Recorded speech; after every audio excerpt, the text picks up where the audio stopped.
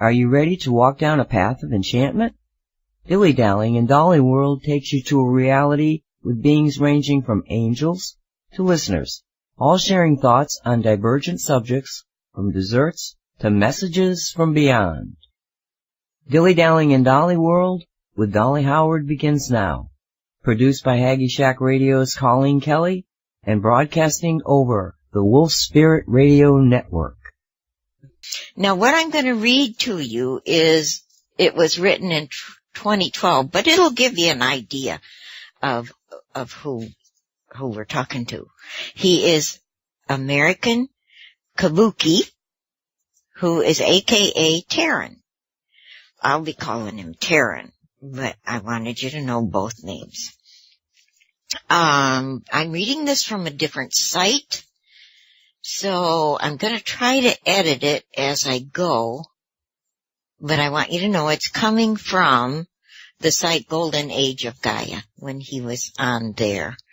It says, most of us only know American Kabuki from his blog spot, and we can put his blog spot in the chat later. The now influential blog was only launched in February of 2012, so it's not just, he's been there a while, and takes its name from his chosen online pseudonym. It's a name he has used simply to protect the privacy of his family. The man himself is an open book, and yes, you'll hear his real voice. I guess he wasn't talking before then. As we find out a whole lot more about him, including why he chose that particular moniker when he chats with that man about his life and his death. Seriously. So we have another indie eater, you guys, and we'll talk about that. In a far-ranging interview, we find out that American Kabuki is not surprisingly American, and he grew up in a family of 6 kids. His father would talk about the UFOs he's seen flying during the war. His mother's cousin broke the land speed record, and that at the age of 9, when camping in the desert with his father as part of a group of 30 kids and parents. He experienced his first cowboy angel. Here we are, angels again. An angel who may have saved the whole group from dehydrating and possibly dying in the heat. See, guys, our angels take care of us. He also suffered terrible asthma and a dog mauling as a young boy, only to be healed instantly, twice, by a minister of the church. And it is that same church which had such major impact on his life, and for way longer. From the age of 5, American Kabuki was an integral part of the worldwide Church of God, led by former advertising guru Herbert W. Armstrong, which his father had joined. The church soon had control over many of the family's regular activities, from the food they ate to what they drank and where a percentage of their weekly income went. Sometime after beginning his working life as a carpenter, American Kabuki finally landed by accident in the world of IT. He loved it, and it brought him into a whole new world. IT widened his eyes on many fronts, as he soon had dealings with and access to people and confidential corporate and banking information from way outside his church group and from all around the world. His work also led to him living overseas for several years in the UK and France, and took him to countries as far away as Australia regularly. The Worldwide Church of God and its doctrines, meanwhile, retained American's Kabuki's devotion for 35 years. Yet it was his IT knowledge and worldly experiences, combined with what he was seeing and hearing within his church, that led him to uncover a mass of untruths about the church during the 1990s, including the fact that his church had an annual income of over, hold on to your seats, $300 million a year. Oh, man. His disillusionment with the church and his IT know-how led him to setting up and running what was, albeit a very archaic, early version, it was in the 1990s after all email database and online chat room.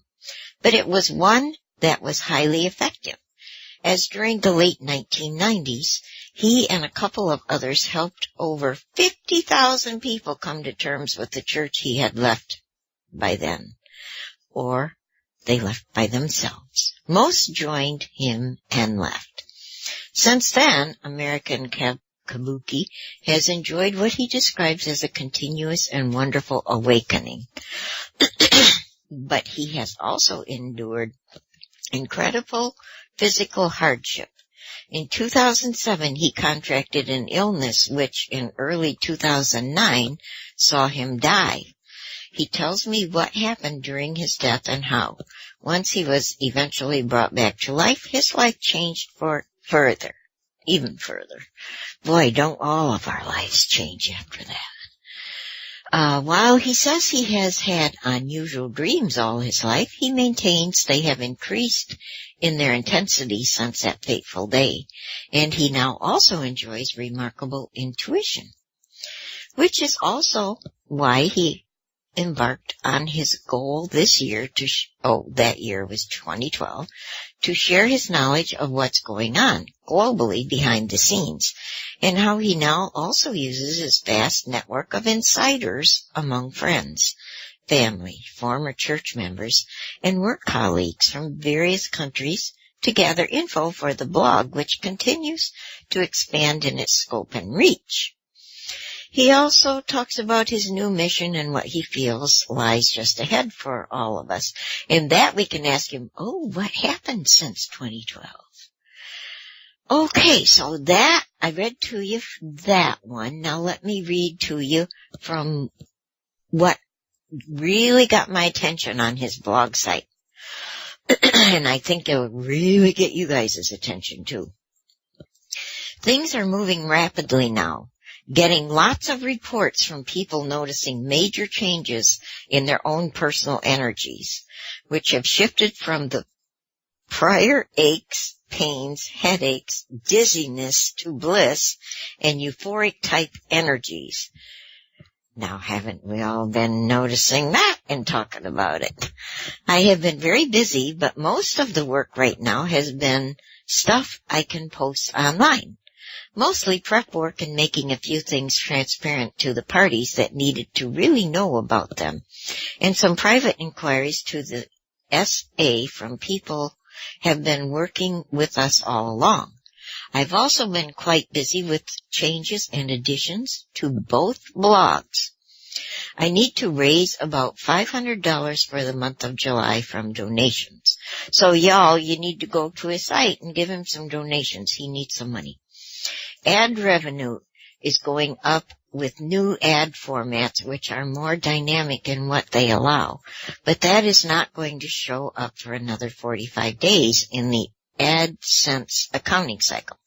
If you can help, there's a PayPal button on the right of the blog, which is now kind of turquoise.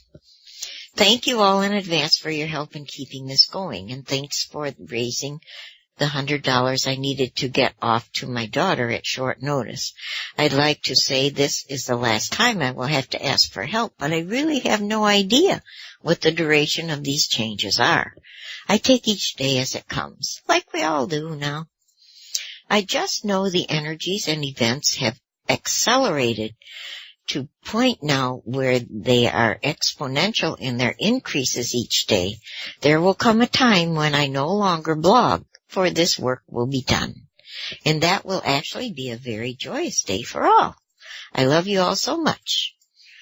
AK/Terran. Okay, so we got this read, and now, if you would please unmute, Terran. Hi, Dolly. Hi there. Hi, Colleen. It's good to hear you guys. Welcome to Dilly Dallying in Dollyworld, also known as Ddid. My gosh, just reading those things about you you're very interesting, and I know you're sitting there thinking, I'm not that interesting. Yeah, that's kind of, it's funny. You brought a lot of memories back that I forgot. So what have you done since 2012, Terran? Whoa. Well, I got started doing the banking investigations with I started noticing high-level bankers resigning. And, and the blog just went viral after that. And I did catch a trend. I sensed there was somebody out there, affecting decisions executives were making in the banking world, and they were all taking early retirements. And some of them were getting fired, and some of them, it was just this massive exit of high-level people. And that's how it all got started.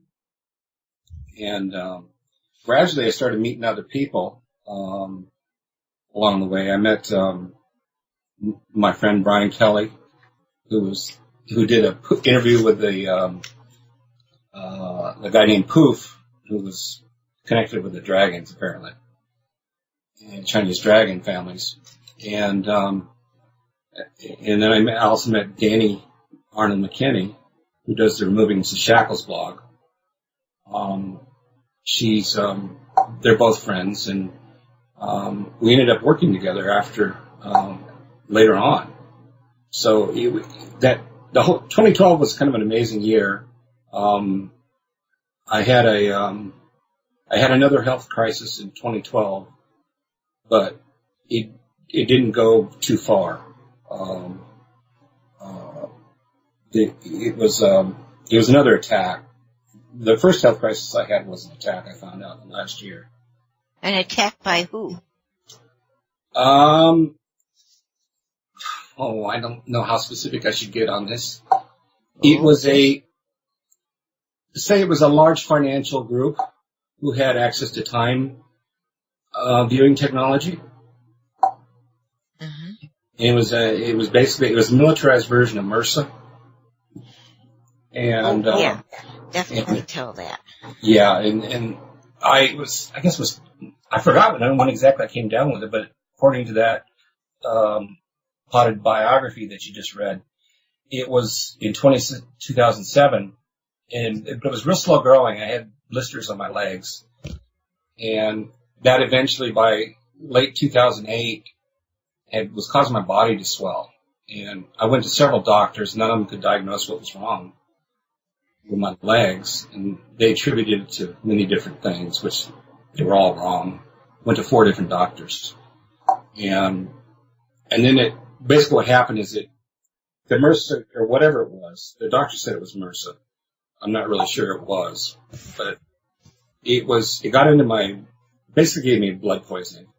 And my heart enlarged, and I turned blue. And that was when my wife at the time took me first to my doctor, who said, yeah, he looks pretty sick. And then to a county hospital or clinic nearby, and they said they just rushed me into the ER from there. It was actually the county clinic that recognized what was going on with me. Wow. And I was in the hospital I was in ICU for a whole month. And then I had a near-death experience in the hospital. Probably a week into the hospitalization.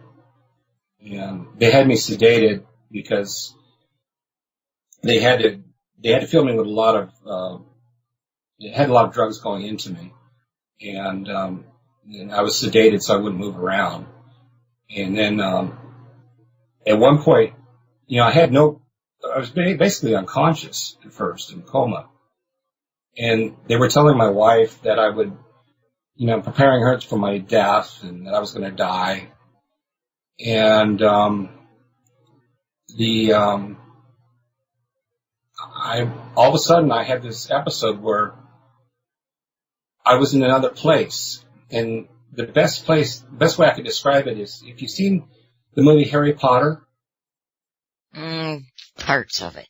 Well, there's a scene in Harry Potter where he meets Professor Dumbledore after he died in this train station that's really white.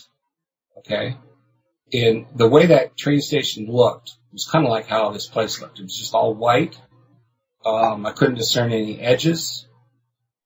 And I hear this voice saying, I had a basic understanding that everything was one at this stage, that there is no difference between, there's no separation between God, what people call God or Source or Yahweh, Allah, whatever, and us, that we all exist within this creator being. And that's a kind of place you were at? Well, I don't know exactly what to describe the state. Oh, okay. But it was just a white place. And first thing I did is I looked at my hands and arms and I still had a body, yet I knew I had died. And my body looked young, it looked like maybe in my 24, And then the next thing I noticed that there was just this overwhelming sense of love flooding me. Oh yeah. And it was like the love felt like sunshine on your skin at the beach, if you know what I mean. You could feel it.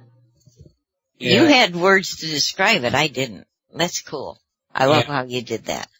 And there was also a sense that I was told I was perfectly safe. Yes, I had died. And there were some other conversations that occurred, most of which I can't remember. But I do remember this, just amazed at how good I felt, And then I started asking questions in my head, And I was in this super conscious state where every question I asked, it was like I had access to all the data in the universe, like a big Google, And, I ask a question, I get this answer right back immediately, And it was so fast, it was so exhilarating, this super consciousness state, that I thought, oh, this is so cool, Yeah. And then there was, what else happened? I probably should have pulled up my records on that, but anyway, there was that state, and then there was a really odd ending to the near-death experience that I did not have an answer to until later on. In fact, not really until the last year. But I was taken to another place by some other beings. They didn't have a good feeling. Oh. And these other beings, Wait, who didn't have a good feeling? You didn't have a good feeling about them, or they didn't have one about you? I didn't have a good feeling about them. Oh, okay. This wasn't the original encounter I had, but it's like somebody... Wait, Terran, can I ask you quickly to mute your chat room sounds? Sure. I'm sorry. It was distracting to people. Do you know how to do that? Yeah, play sounds never. Yes, please. Yeah. Okay. Sorry. Thank you so much. I'm sorry to interrupt you, but please go ahead. Yeah. Oh, by the way, I wanted to tell everybody I love them all, and I'm so happy they're here. I was taken to a place that there was a tesseract, a 4D tesseract, which is like a hypercube. And it was, boy, you spoke Greek to me. Okay, it's like a cube in 4 dimensions. Oh, okay, thanks. You can see them on Wikipedia. You can Google tesseract. Ah. And there's this tesseract, and it's rotating in 4 dimensions, and I'm looking at it as these cubes rotate around, and it's a very strange object.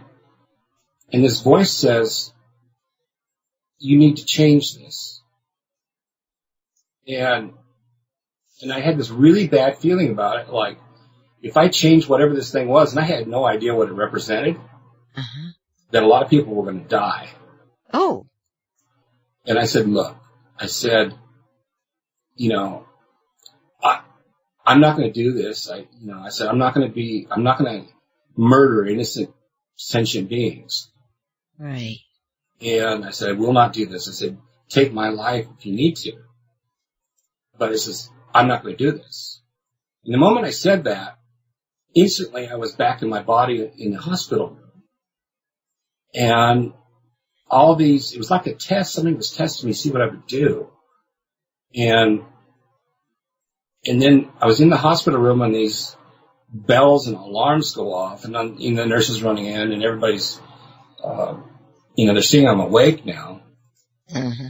And I'm just like, and then everything aches, I'm just like, oh, my body. I got these tubes and wires and things up my nose. And yeah, it sucks when you come back in the body. yeah, you know how it is in the hospital. Yes. Taped up with wires and tubes. And I just started laughing because I thought, nobody's going to believe where I just went. Yeah. And then I went through this long process. I had another 3 weeks in the hospital of them addressing my wounds on my legs, and they got them healed. And I kind of knew that I would heal because I figured that if I got sent back, I wasn't going to be sent back to suffer, Right.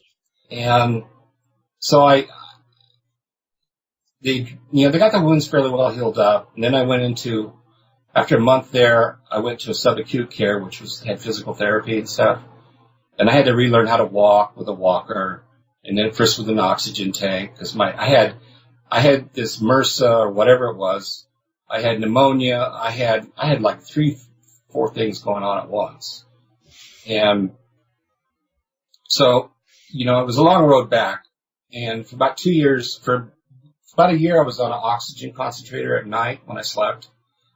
And then eventually I kept working out. I got my balance back in my legs. I lost a lot of my fine motor control. Oh, yeah. And, but I got all that back in since 2012, since 2009. Since 2013, I made a huge improvement. So you walk fine now? Oh, yeah. I was in Italy for 15 months, and I was walking around the Alps at 5,000 feet. So I had no issue with that. So it's I'm in the best shape I've been in since probably 2001. Fantastic. And so that's all healed. But anyway, that's how that whole near-death thing went. And then after that, I just thought, I had done the thing with the church, which was outlined in that article you read. Uh-huh. I thought, I want to do something that changes the world next. And that's what I set out to do, but I didn't know what it was going to be.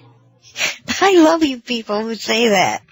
And then I saw the banking things, and then the blog got started, and then it just went viral, and I thought, I don't know where this goes, but I'm in the right place. And I just followed that. So that's kind of how it started. Wow. Well, okay, you said you understand now the end of your NDE. Yes. What happened? Can you share it? Or if not, that's okay.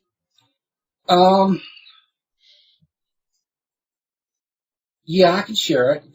There was the tesseract represents a construct of this, illusion, okay? Uh-huh. Hold on a second. My screen went into screensaver mode. I gotta turn that off. Do what you need to do. The tesseract representing the construct. I don't know if it was a logical representation of it or what it was, but had I modified it, there essentially would have been no end to this drama on Earth. It would have gone on forever. Oh, man. I'm glad you didn't. That's what I was told by the Spirit Alliance. Wow. All these kind of, these worlds of form we're all basically source experiencing individuality through a body. Okay? Uh-huh. And we have our individual perspectives. We're kind of like prisms of light, We each have a different color, a different angle of what we see. And this creates a different experience. And all that is built within with a construct of light, okay, at the basis, light and love and magnetics. And the tesseract represented part of that construct, which creates the form that we see. Uh-huh. And I mean, I'm speaking at a super high level. Uh-huh. So, we tend to think of worlds as being balls and being, stars and suns. And we have this very kind of like billiard ball view of the universe. Yes. But when you get into the Earth and in the soul, so the sun's, like our sun is a big portal. Black portal? Hole. Yes, it's a portal. And it's a portal to many locations. In fact, it's a very huge portal. There's all kinds of videos with ships coming out of the sun. There are portals all over the Earth.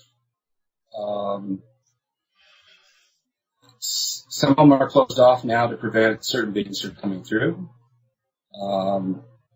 Many have been opened. There's inner Earth portals on Earth that allow transport. You can walk from one place to another.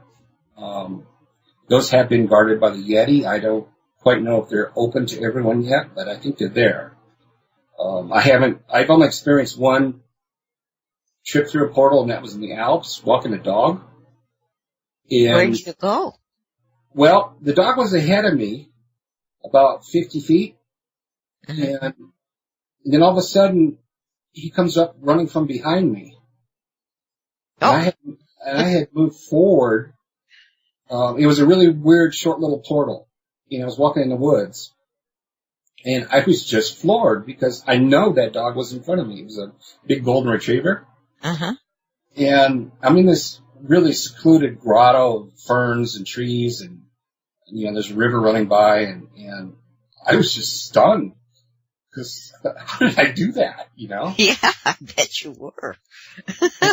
And the dog's looking at me like, how did you get ahead of me? Yeah. And it was the strangest thing. So they do exist, and that's one of the roles of the Yeti. The Yeti guard the portals on Earth, and there's also portals to other realms on Earth. How do you know this? Through my interactions with the Spirit Alliance.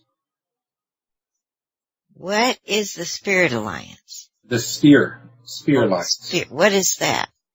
They're a collection of,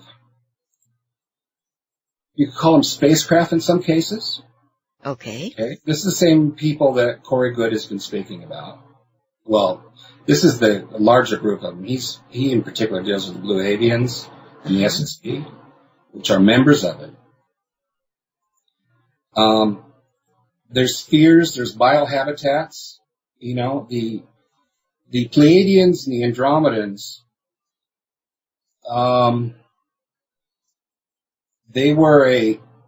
they suffered greatly in the galactic wars, so they created spheres to survive. And, for example, the Neptune sphere is as large as the Earth. Wow. So somebody asked a question here about... Yes, Nancy. How did he get involved with the Sphere Alliance, and how does he define them? Okay, that's a good question. The woman that has been working with me, Denise, she's a conduit for the Sphere Alliance. Denise does not consider herself a channeler. She is telepathic, but most of her data comes through. She has an implant in her ear. It's kind of like a nanotech that connects to her hearing nerve in her left ear. And that's why we're able to get such detailed data that you can't get with a channeling. And where does it come from? It comes from the data collectors of the Sphere Alliance, and particularly, usually the Andromedans and the Pleiadians particularly. The Pleiadians and the Andromedans are basically cousin people.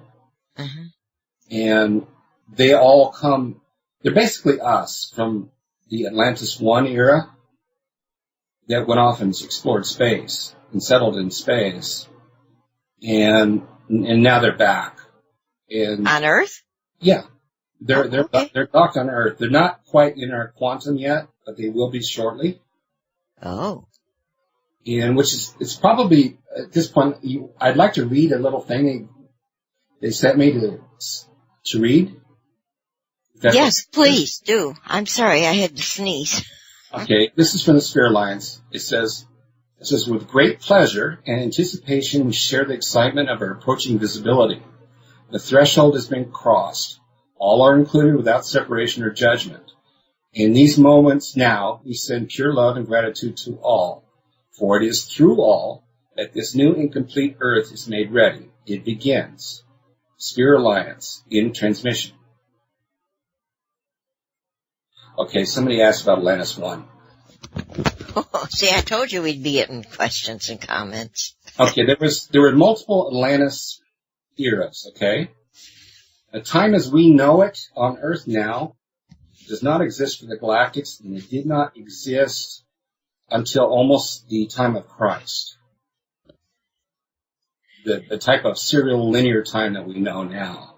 Prior to that, time was very local to the individual, what they were doing, and the civilization that they were in.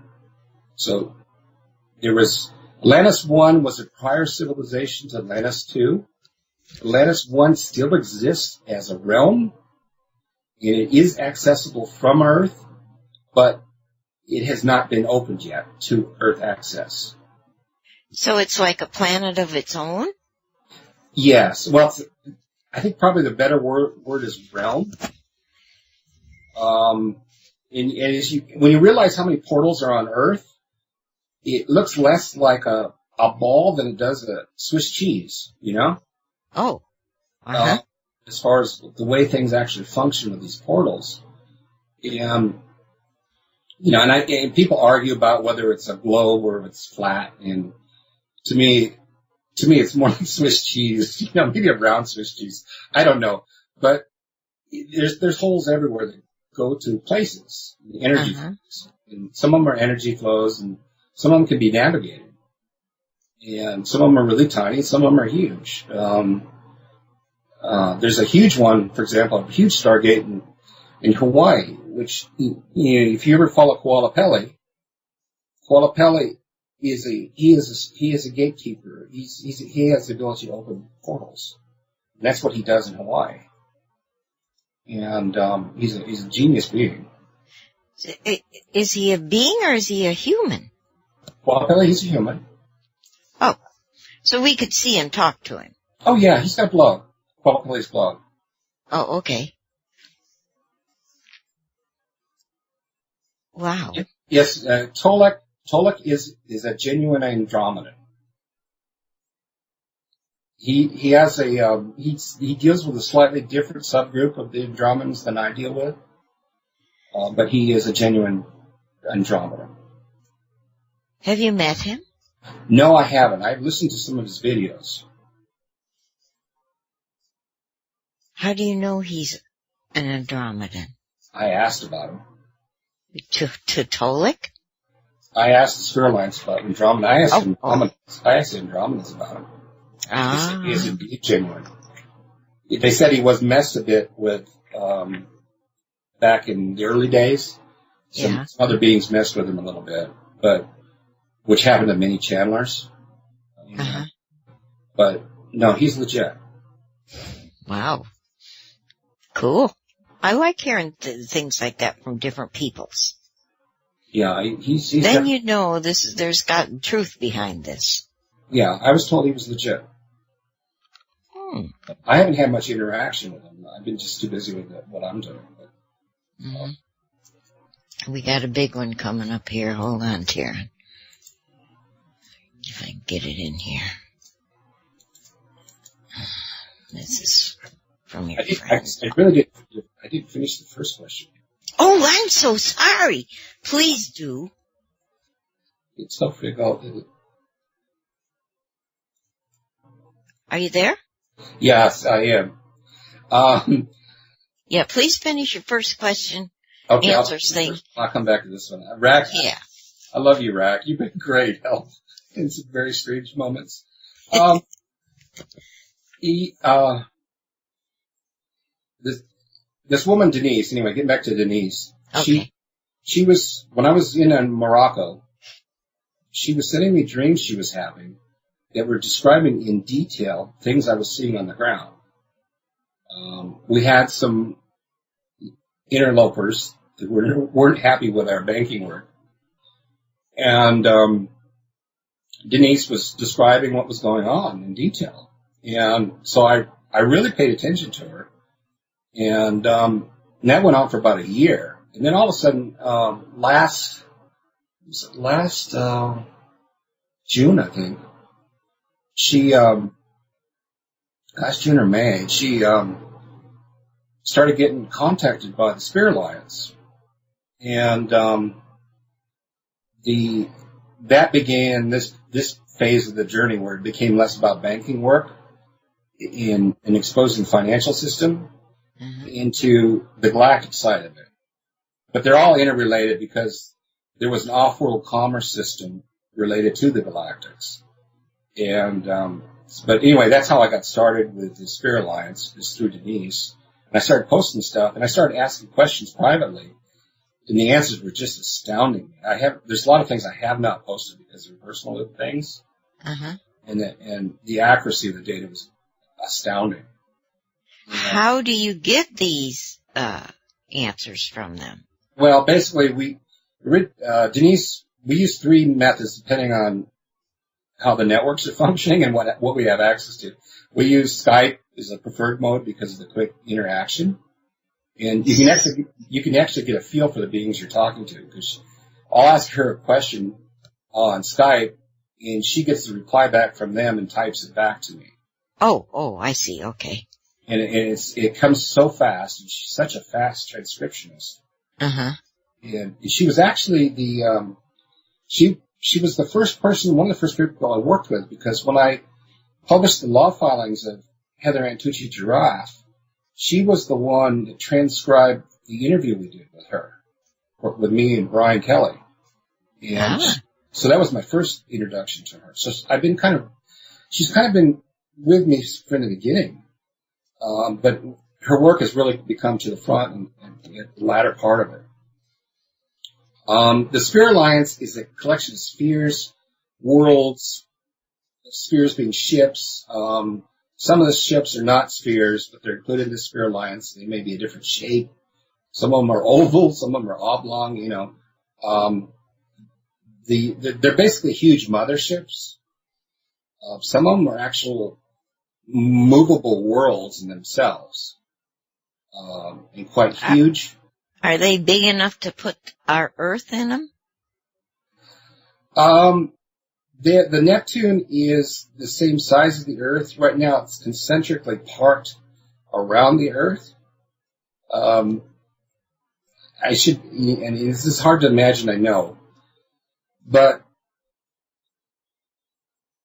and I'm probably going to have to make several parenthetical thoughts to explain this.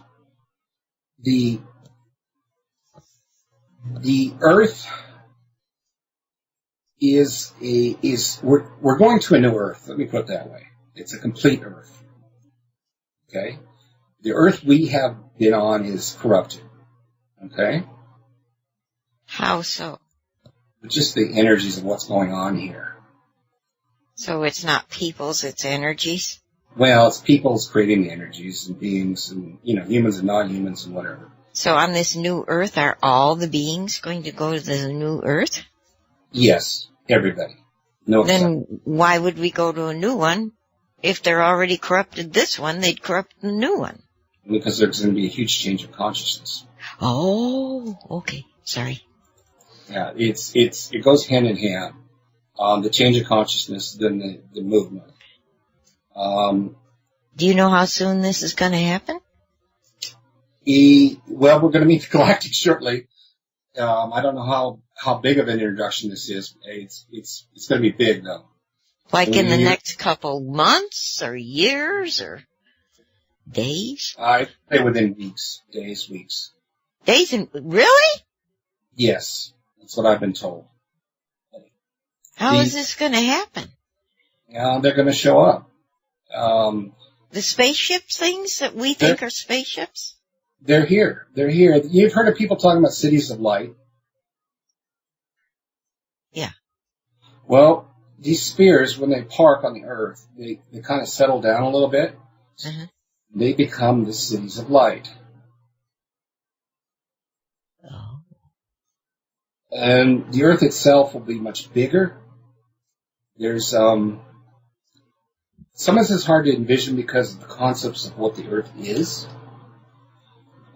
It's a construct, and the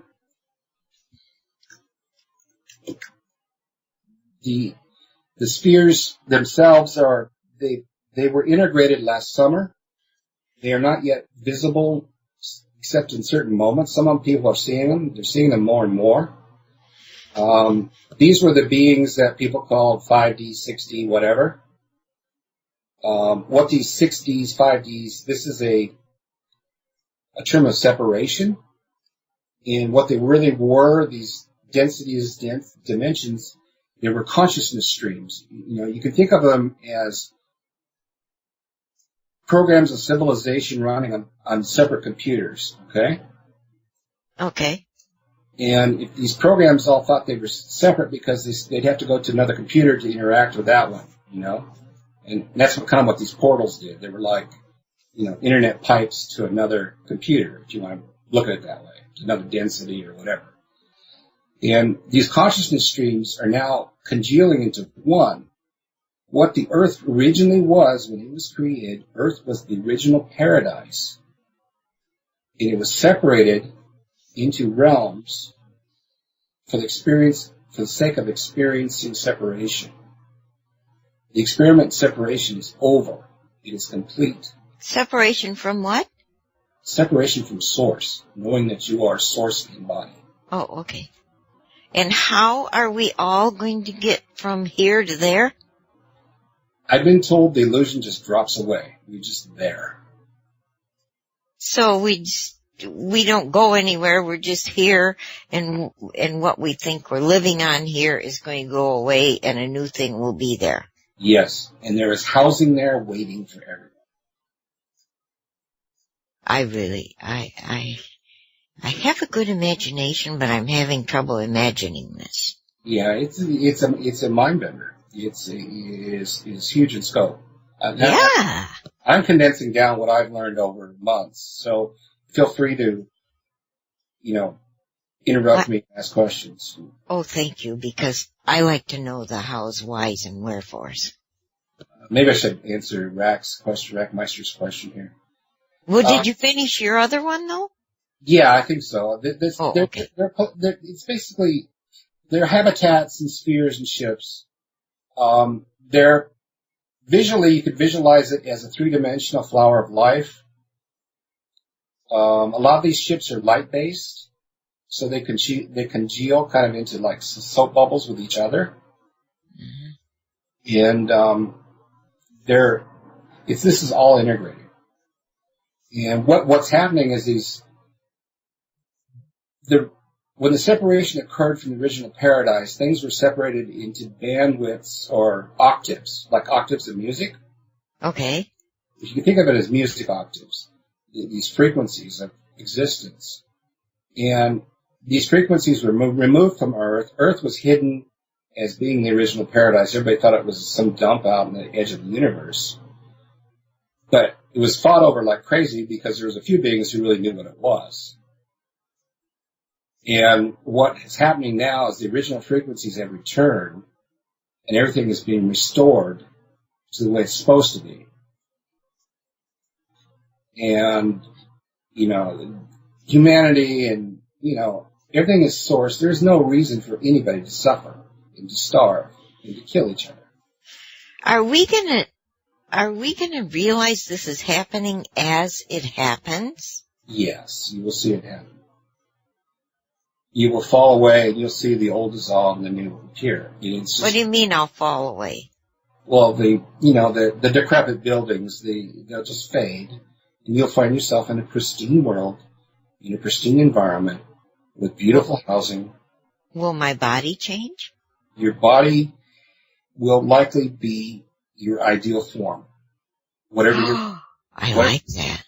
Whatever your consciousness has preferred over time is known by source.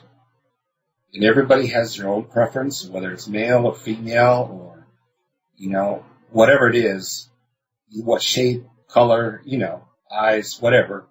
Uh-huh. You had no choice in this particular experiment as to what body you got. You just got a body that was compatible with your essence frequency, because the DNA always has to match the essence, or what some people call a soul. So certain essence frequencies have to be in certain DNA for them to be viable. And the human body is not so much a species as it is a vehicle for embodiments of source to walk around and experience it. Yeah, so, I understand that. And having an NDE, you would understand that, because it really takes almost that to really grasp that concept. Yeah, this body is not me. It's a vessel. It's a vessel. Yeah. It's a vessel. You could call it a transmitting utility. It transmits, it receives, and it's meant to operate in frequencies of pure love. The natural human state is pure love and pure joy. And we have been in anything but that. It's become its rarest hen's teeth. And there will be wildlife there. There will be animals there. There will be species that we haven't seen in millennia there. And this Earth is the original. One of the things that happened when the Spirit Alliance docked is the creation records are in the Earth, and they access the creation records. Okay, somebody asks if realities coexist, right? We choose our experience. Yes, we do.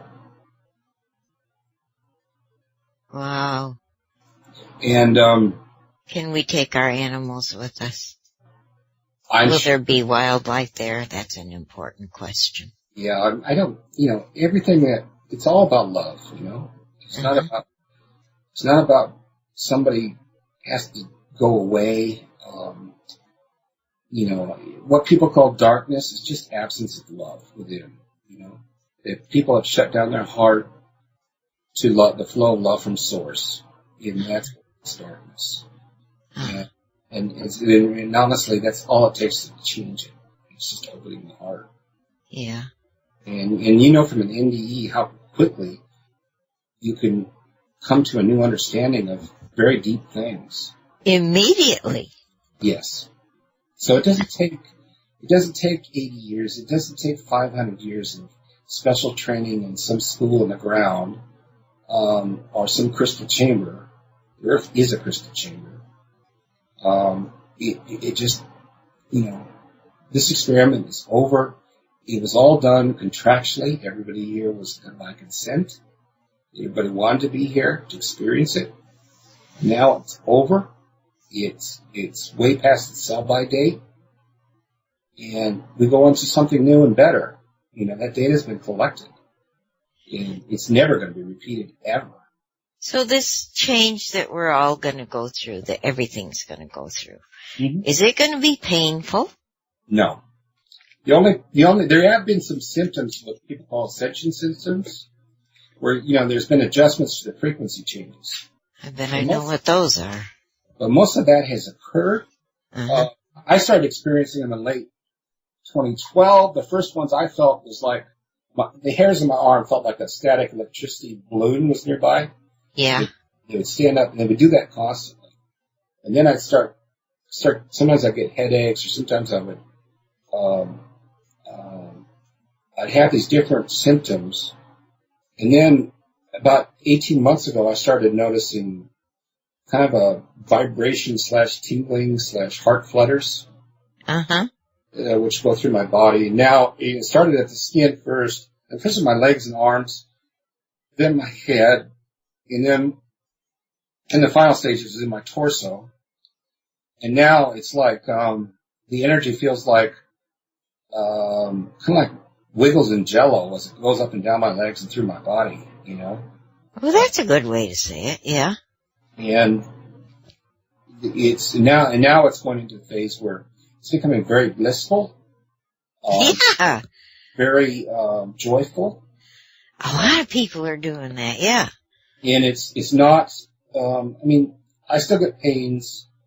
There are going to be some very definite body changes for me.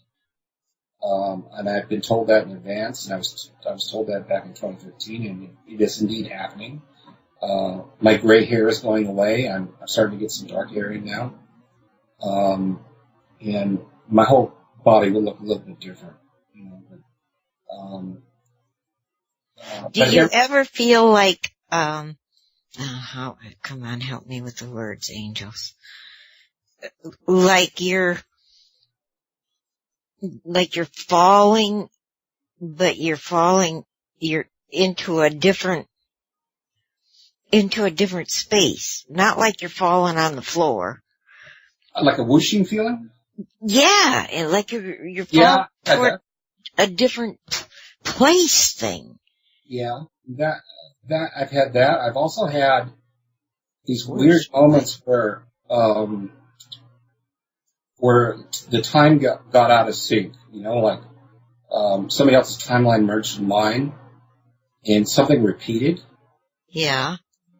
And not just deja vu, but like the whole entire scene would repeat. I have there's been some really interesting stuff. Yeah, I've had that. The place I was living in the Alps of Italy was very magnetic, and it was amazing what I was feeling up there. But I've been feeling the same thing here in Texas, and I'm, you know, so it's no longer location dependent. I think it's everywhere now. Mm-hmm. Yeah, I do too. I love this. I see it's rack mustard. When I was in Italy, Florence, we tried to do an experiment with Rigol, and I should tell you about Rigol.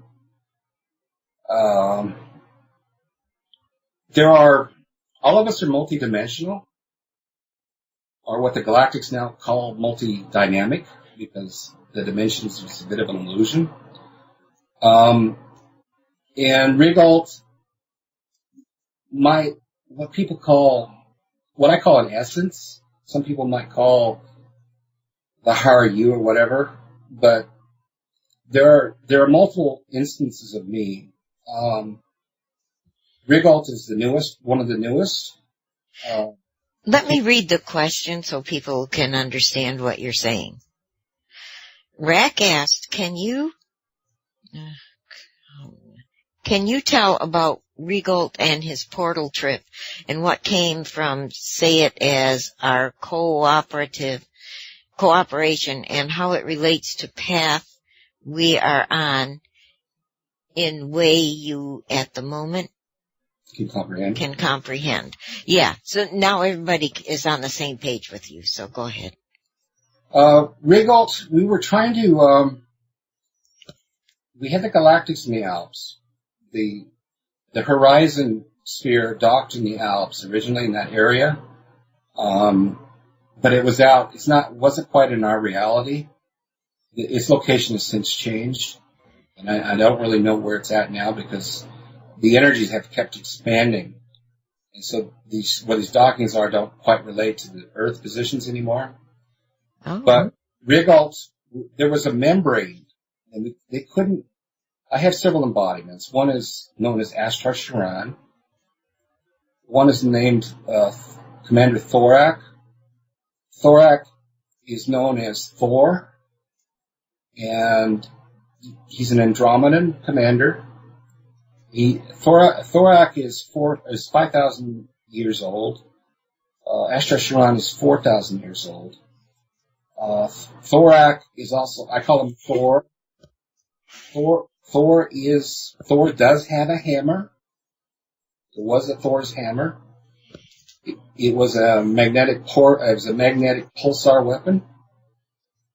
It wasn't a hammer you bash people with. It was Good. And that will be going into the museum. Thor looks he's like a big, rugged Scotsman. And he has a Scottish accent, even. Wow. The Andromedans are Celtic, and so are the Pleiadians. There are also, like, Tolek is with a branch of the Andromedans that are like American Indians. And they have much in common with the Sioux and the ones that Tolek deals with. Uh-huh. And the Dakota tribes. So they were tribal people like the Scots were, And but anyway, we all have these beings. Most people have 2 or 3. It looks like I have at least 6. Simply because I've been around a lot longer. Uh-huh. And as the essence expands and experience, more embodiments come along. Okay? Uh-huh. And Rigald is the newest one. And we were trying to get through these. They couldn't get through this membrane. Because when we're in the Alps, it looked like there was this clear jello between them and us, to them. Yeah. We called it the membrane. They could see the trees. They could see us, kind of blurry. But they couldn't push through it. It was kind of like a big, thick piece of plastic. Wow. And so when I was talking I knew Rack is a very interesting individual. Yes, he is. He's one of 13 essences that were created. They're called Stargate essences. And he's one of the ones on Earth. In fact, I think he may be the only one that is Earth-based. And he has a particular affinity for portals. Does Rack know that? Oh, yeah. And I asked him about some data that I needed, because I suspected that there were portals active that were getting around the membrane. Mm-hmm. And so he gave me some coordinates, and I gave him to Thor, and Thor, they talked it over and they checked them out, and sure enough, those portals did exist. And at that point, I was in Florence, Italy. Mm-hmm. And Rigald went into most of them are based, these portals in Italy that went through the membrane, apparently were used by some of the former negative ETs. And so Rigald tried a small one. He got in a really small ship, not his usual ship. And it was a 2-man ship that he went in. And he went through it, and he described it as being like a tubular wave, like when you surf a wave. Yep. How it wiggles around and stuff. I was just surfing this a couple days ago. Yeah, if you picture going down a tubular wave, it's completely a tube. And then off of that tube is all these little, like, Swiss cheese holes that go other places, okay? And they all kind of light come out of them. He flew through this thing, and he actually got above Florence. And I was in the Piazza Vecchio, which is one of the big piazzas there, because I figured it was big enough for him to land a ship. We were just going to have him land right there to just see what happened. And I was just tired of everybody being afraid of everything, Mm-hmm. We're just going to do it right in their face. But I couldn't verify that I could see him because the sky was so foggy with the humidity. Oh. So we called it off because, I wasn't sure he was visible in our reality yet. Uh-huh. But he was able to get through, and he did see the city from his view, and he was amazed. He's a very young being, and he was amazed at how old the buildings in Italy looked. And, because you're talking, back in 1300s, that city was built. Uh-huh. And so he did get through, and he did make it back, and it was a very rough ride. And the data that Rack gave us was indeed accurate. Wow. Hey, Terran, we're past our break time. Okay. So, we need to do a break however long Colleen plays the music for, and then we'll come back. Okay.